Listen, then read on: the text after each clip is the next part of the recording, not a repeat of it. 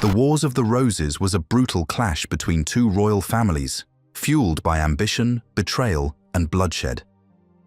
This deadly struggle for England's throne lasted decades, reshaping history and inspiring stories like Game of Thrones. When power divides family and loyalty fades, who truly holds the crown, and at what cost? Chapter 1. Seeds of Discord. The Wars of the Roses began as a bitter family feud that would engulf England in decades of civil war. At the heart of this conflict was the Plantagenet dynasty, which had ruled England for over 3 centuries. However, by the 15th century, the family had split into 2 rival branches, the houses of Lancaster and York. Both traced their lineage back to King Edward III, but through different sons. The Lancasters descended from John of Gaunt, Edward's 3rd son, while the Yorkists came from Edmund of Langley, the 4th son, and through Lionel of Antwerp, Edward's 2nd son. This gave the Yorkists a complex but arguably stronger claim to the throne. So what caused the feud to escalate? The Lancasters had seized the throne when Henry IV deposed Richard II, setting a precedent that kings could be overthrown. The Yorkists, however, believed this was an illegitimate reign and sought to reclaim what they saw as their rightful inheritance. This rivalry was not just about bloodlines, but about power, legitimacy, and control of the English crown. The tension between these two houses grew steadily, creating a dangerous powder keg waiting to explode into open conflict. Chapter 2. A Kingdom in Crisis. England's vulnerability to civil war stemmed largely from the aftermath of the 100 Years' War, a long and costly conflict with France. The war drained the kingdom's resources and shattered its economy. Losing vast territories in France was a military defeat and a severe blow to the monarchy's prestige and authority. Powerful nobles began raising private armies to protect their interests, and feuds between influential families escalated. The king's authority weakened and became contested, making it difficult to maintain order across the realm. Beyond politics, the people were exhausted, the economy strained, and the royal treasury nearly empty.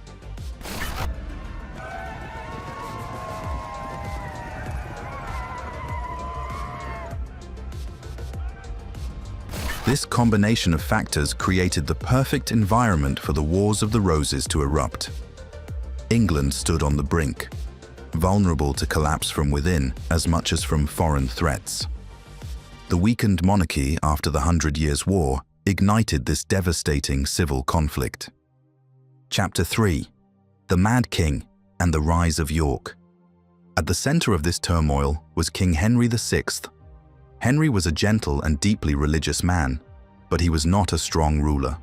His reign was marked by recurring bouts of mental illness, leaving him unable to govern effectively. Who filled the power vacuum? Richard, Duke of York, was a noble with a strong claim and growing support among the discontented nobility. Richard was appointed protector of the realm when Henry's condition worsened, ruling in the king's stead. However, when Henry recovered, his queen, Margaret of Anjou, pushed Richard aside. This rivalry escalated tensions between the two factions and deepened the divide within the kingdom. Henry's weakness exposed the monarchy's fragility. A kingdom cannot survive long when its king is unable to lead. The power struggle intensified, pushing England closer to civil war. The fragile peace shattered as York's supporters and Lancastrians prepared for a fight that would decide the fate of the crown. Chapter 4. Roses Draw Blood. The simmering conflict finally exploded into open warfare at the Battle of St. Albans in 1455.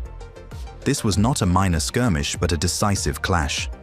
Richard, Duke of York, led his forces against those loyal to Henry VI and won, capturing the king himself. This battle marked the beginning of the Wars of the Roses. Suddenly, what had been political tension became a civil war. Nobles across England were forced to choose sides, and the country was plunged into chaos. The fragile peace was shattered. But why did this battle have such a huge impact? It proved that the crown could be taken by force. the country was divided, and the conflict would only grow bloodier. The Battle of St. Albans was the first in a series of brutal confrontations that would devastate England for decades. Chapter 5. The Kingmaker's Gambit. No story of the Wars of the Roses is complete without Richard Neville, the Earl of Warwick, known as the Kingmaker. Warwick was a master strategist and political operator whose influence shaped the course of the war. At first, Warwick was a key supporter of the Yorkists, helping Edward IV claim the throne. Traditionally framed as a dispute between two of the great houses of England, who were rival branches of the royal family. However, his relationship with Edward soured over time. Feeling betrayed and sidelined, Warwick switched sides and backed the Lancastrians, even helping briefly restore Henry VI to power. Because in this deadly game, power was everything. Loyalties were temporary, and ambition ruled. Warwick's shifting alliances prolonged the war and kept England in turmoil. His actions exemplify how unstable and dangerous the political landscape had become, with alliances constantly shifting and no one truly safe. Chapter 6. Turning Points. The battles of Towton and Tewkesbury were pivotal in the Wars of the Roses. Towton, fought in 1461 during a fierce snowstorm, was the bloodiest battle ever on English soil. Edward IV Yorkist army, outnumbered but determined, broke the Lancastrian lines after hours of brutal combat, causing thousands of deaths and forcing Henry VI into exile. What made Towton so devastating?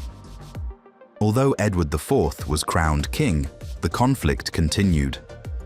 A decade later, at Tewkesbury in 1471, Edward intercepted Queen Margaret's Lancastrian forces. The Yorkists, though outnumbered, decisively defeated the Lancastrians. The death of Prince Edward, Henry VI's heir, ended any real hope for the Lancastrian cause. These battles reshaped England's monarchy and future, sealing a new era of power. Chapter 7. Loyalties, Alliances, and Broken Oaths. The Wars of the Roses were fought not only on battlefields, but also through shifting loyalties and betrayals. Nobles switched sides as often as the wind changed direction, making the conflict unpredictable and dangerous. Richard Neville, the Earl of Warwick, known as the Kingmaker, embodied this instability. Initially, a key Yorkist supporter, Warwick, helped Edward IV ascend to the throne. However, when Edward married Elizabeth Woodville against Warwick's wishes, Warwick felt betrayed. So, in a stunning reversal, he switched allegiance to the Lancastrians and helped briefly restore Henry VI to the throne. This political maneuvering prolonged the war and kept England in turmoil. But the most dramatic betrayal came at the Battle of Bosworth Field, when Lord Thomas Stanley and his brother William, initially pledged to Richard III, switched sides mid-battle to support Henry Tudor. Their defection was decisive, sealing Richard's fate and ending the Plantagenet dynasty. Throughout the war, loyalty was fragile, and survival often meant betrayal. Chapter 8. Power Players. The Wars of the Roses were shaped by powerful figures whose ambitions defined the era. Margaret of Anjou, wife of Henry VI, fiercely defended her family's claim during her husband's mental illness, raising armies and forging alliances despite heavy losses. Richard III, one of history's most controversial kings, seized the throne after Edward IV's death, sidelining his nephews who vanished mysteriously. His short reign ended at Bosworth Field, where he was killed. Shakespeare's villainous portrayal of Richard shaped his legacy, though historians debate the truth. Henry Tudor, later Henry VII, was the ultimate survivor. With a weak claim, he spent years in exile, but returned with support from Yorkists and Lancastrians. His victory at Bosworth ended the Civil War and began the Tudor dynasty. His marriage to Elizabeth of York united the warring houses, promising a new era of peace and stability in England. Chapter 9. Uniting the Roses. The Battle of Bosworth Field in 1485 marked the dramatic end of the Wars of the Roses. Against the odds, Henry Tudor's alliance with the Stanley brothers turned the tide, leading to Richard III's death, the last English king to die in battle. Henry was crowned Henry VII on the battlefield, but his greatest achievement came soon after. By marrying Elizabeth of York, he united the Red Rose of Lancaster and the White Rose of York, symbolizing the end of decades of conflict and the dawn of the Tudor dynasty. Henry's reign focused on stabilizing the monarchy, curbing the power of the nobility, and rebuilding England's economy. The Tudor Rose became a powerful emblem of unity and peace, marking the start of a new era that would shape English history for generations. Chapter 10. From Shakespeare to Game of Thrones. The Wars of the Roses left a lasting legacy beyond the battlefield. Politically, it ended the Plantagenet dynasty and began the Tudor era, centralizing royal power and shaping England's future. Culturally, the conflict inspired great literature, with Shakespeare's plays immortalizing figures like Richard III and Margaret of Anjou. These stories blended history with drama, shaping how the era is remembered. In modern times, the Wars of the Roses inspired Game of Thrones, with its feuding houses, shifting alliances, and brutal betrayals reflecting real history. This period reminds us that power struggles are timeless. The fight for the throne, changing loyalties, and the cost of ambition continue to resonate. Ultimately, it's a story of ambition, betrayal, and survival that still captivates us centuries later. Thanks for watching.